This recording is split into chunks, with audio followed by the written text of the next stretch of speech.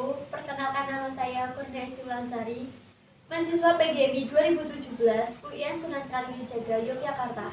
Nah, di sini kita akan membahas mengenai solusi yang saya tawarkan untuk mengatasi pandemi COVID-19 dan apa yang dikerjakan setelah pandemi COVID-19 ini berakhir. Nah, kita tidak asing lagi mendengar kata virus corona atau COVID-19.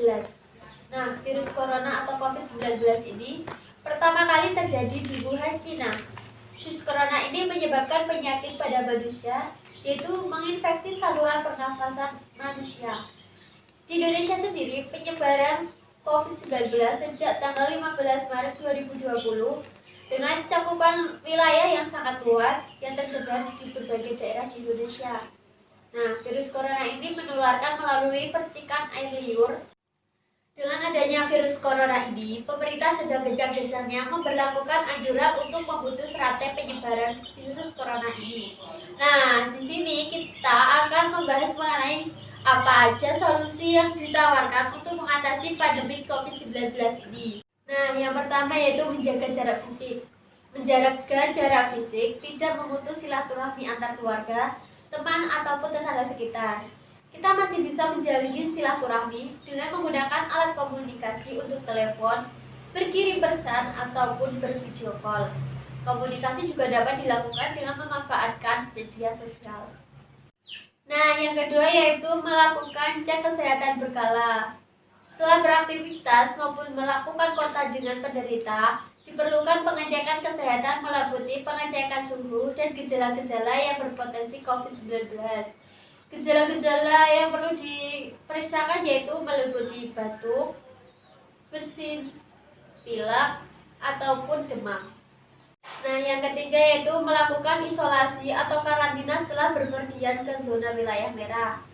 Berpergian ke wilayah zona merah yang berdampak COVID-19, tentunya kita melakukan kontak fisik dengan orang tersebut. Setelah sampai rumah, harus mengganti pakaian dan mandi secara bersih. Pakaian baru saja dipakai, disendirikan, dan secepatnya dicuci dan dijemur. Setelah itu, isolasi mandiri di rumah untuk menjaga agar tidak terjadi penularan COVID-19. Nah, yang keempat yaitu membatasi komunikasi informasi. Nah, kita tidak perlu merasa cemas ataupun stres yang berlebihan setelah menonton, melihat, ataupun mendengar berita mengenai COVID-19. Sangat dianjurkan untuk mengurangi informasi yang dikonsumsi, menghindari waktu yang hanya dihabiskan di depan televisi atau membaca media sosial di sepanjang hari. Nah, selanjutnya yaitu melakukan aktivitas yang menenangkan diri.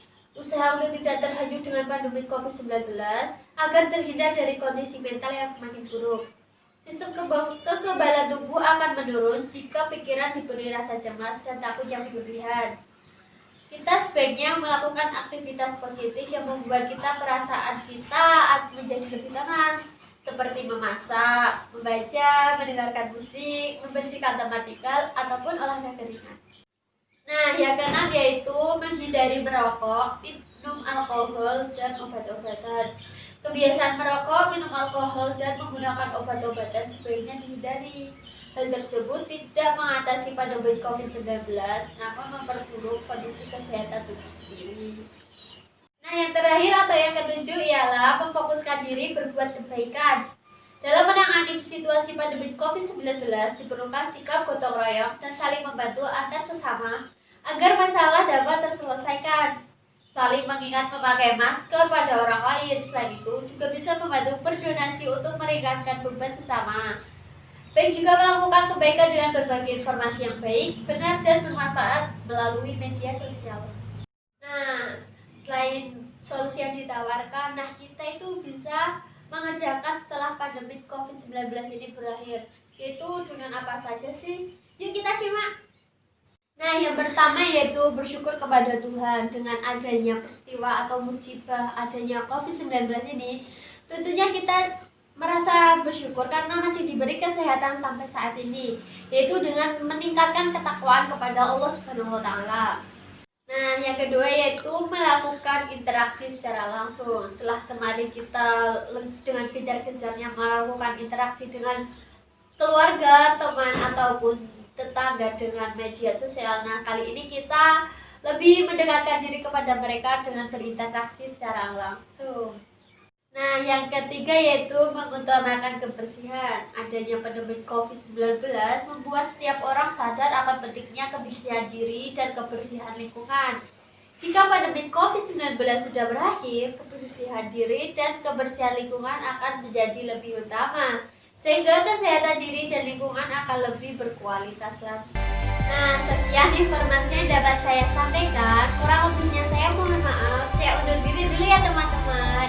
Wassalamualaikum warahmatullahi wabarakatuh. Bye-bye.